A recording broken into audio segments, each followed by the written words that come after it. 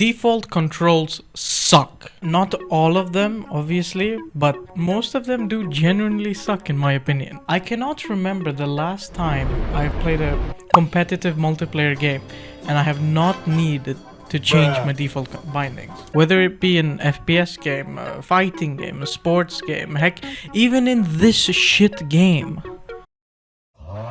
All of the default controls given to new players just suck. These games prioritize an input that has to work for everyone, but is not great for anyone. You can think of it as like one layout being made for millions of hands. Everyone holds controllers differently, and if you've ever been to a couch party or had friends over, you've noticed like when controllers are passed around, sometimes they're really warm. And that's because everyone grips controllers differently. Some hold it with their dear life on the line. Either way, our grip determines our preference. Let's say you had an attack button in your game. I'm guessing people who play claw probably prefer attack on square or circle for some reason, but the average player today might prefer using R1 as attack, especially with the impact Elden Ring has brought onto RPGs. It's not intuitively wrong to appeal to the masses, but it just sucks when some people get left out because of it. It kind of feels like you're forced to play a game a specific way.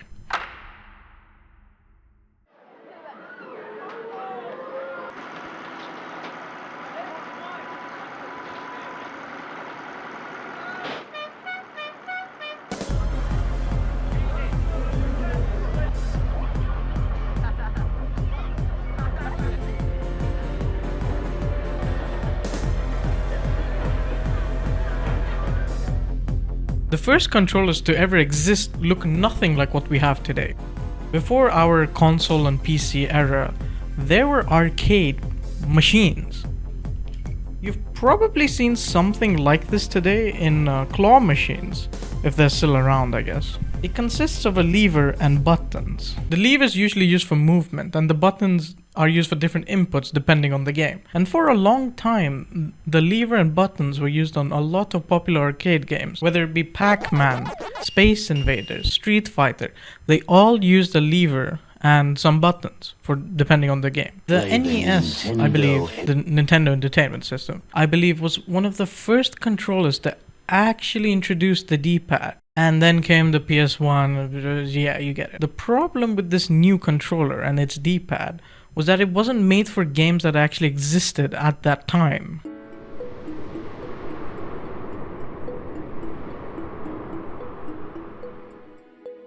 Take fighting games for example. The Dragon Punch requires a complex motion input in order for it to be registered. With a lever, it's easier to perform after some practice, but with a D-pad, it's not as intuitive. Sure, with a bit of practice you could pull it off, but I don't think anyone is a fan of wearing down their thumb just to do a cool move, in my honest opinion. And till this day, we struggled with the same problem. Racing games were not made for the keyboard, and FPS games were not made for controllers. I'm talking about the PC FPS games. Since we've evolved so far into accessibility, I feel like developers struggle to understand not only the preferred device people use to play a game, but the common inputs that game's genre follows, or that game should follow, depending on its genre. Take arcade racing games for example. I grew up playing Burnout and Need for Speed, but I could never play both of them back to back. Burnout uses R1 as boost, but Need for Speed would use L1 as boost, and I would always have to rewire my brain whenever I switched either game, because I basically had to relearn how to drive my car. And if you were playing a game that had a manual car, good luck trying to figure out how to shift your gears, because that's not intuitive these days. And then there were games that would use like square and circle for boost, when that's like a handbrake nowadays. It just doesn't make sense to me. Over time, as controllers improved, L2 and R2 started becoming the standard for driving and reversing.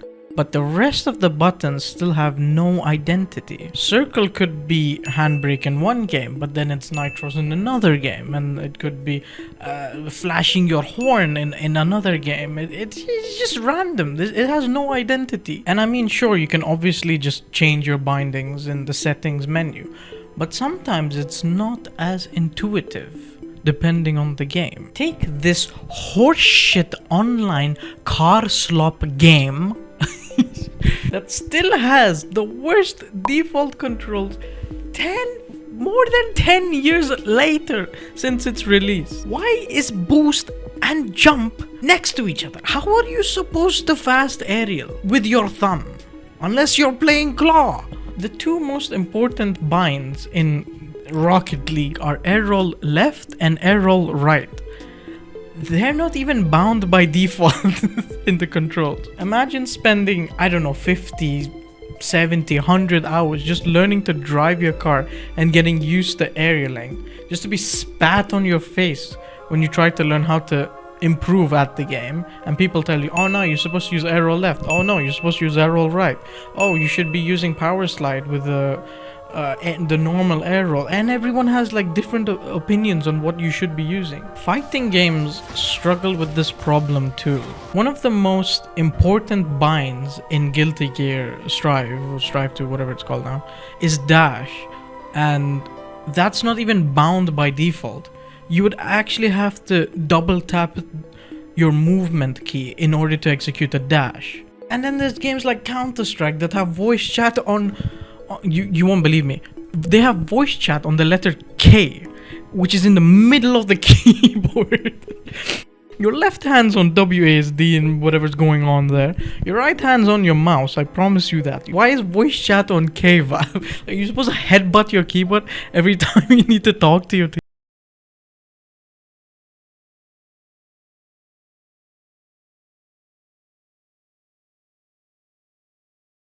Single player games, I generally do not mind what the layout is, because I know there has at least been some level of playtesting by the developers. But my issue is with live service games, online games particularly. Metas constantly shift, but default controls do not shift with those metas. And I feel like nowadays you can't just jump into a live service game. It's almost like you're forced to ask a friend or look up, what's the best camera settings?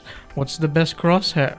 What should I bind my ultimate ability to? And if you're telling me developers still play their game after launch, I would completely disagree. And I think the root problem for online service games is that developers don't actually play their game after they release it. If you're telling me they do play their game, or if they have a team that still play their game, why is it that they would spend money on advertising and attract new players to come into the game, but then never update their controls when they have shifted with the meta? If Rocket League is trying to attract a new audience and they make a, I don't know, free-to-play ad, but you have still given your janky, wonky control scheme, guess what? I don't know any controls. Flying through the sky. You see the flying, score, Jinxie? flipping, 6-7? spinning. Yeah, 6-7. Like the meme 6-7? People get frustrated. They don't understand why their car can't do the same thing they've seen in like pro gameplay. And that's because they don't have the ability to do that with the default controls. I know it's such a minor thing, but it is what pulls people off games, in my opinion. I feel like this is why a lot of people are forced to do research before they even play a game nowadays. The unks and boomers of today do not have the time to relearn a game and then spend as much time as you have already just to get slightly better at the game and maybe rank up.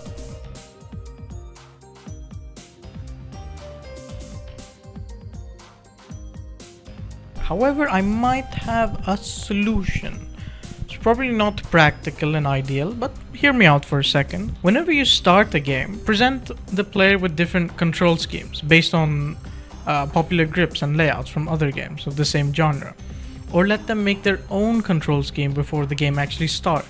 Do not include any spoiler mechanics just yet. The player unlocks a mechanic later on. Present them the idea of what would you like to set this ability to on your controller or your keyboard or your mouse or whatever. That way nobody has to worry about what button a special move is supposed to be, because you have been changing your controls since the beginning and it is completely optimized and customized for you, the player. This way, nobody has to worry about what button a special ability is supposed to be, because it will be completely custom for everyone.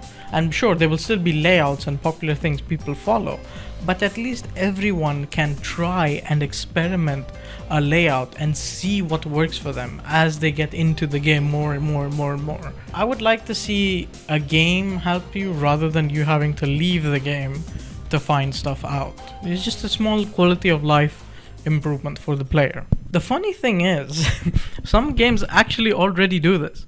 Valorant has different controls that you can make and set for each agent within the game. FIFA, surprisingly, has different control layouts based on what people have been using throughout the years. I feel like competitive games need this because metas constantly shift. And if your control layout is not shifting with the meta, what is the point of having a default control scheme in the first place? But there might be another solution to this problem. Instead of changing the default controls, what if we changed the default device? Yes, seriously, what if we changed the device? We're already seeing controllers with modular components. Vitrix is pretty popular for this. Sony recently patenting touch controllers. Who knows, in a few years, the focus won't be layouts, it will actually be customization. Fight sticks have also evolved into leverless controllers that replace the whole point of the stick in the first place. We're more likely to see more and more new devices than layouts at this point. But somehow, regardless of everything going on, it still works. Somehow.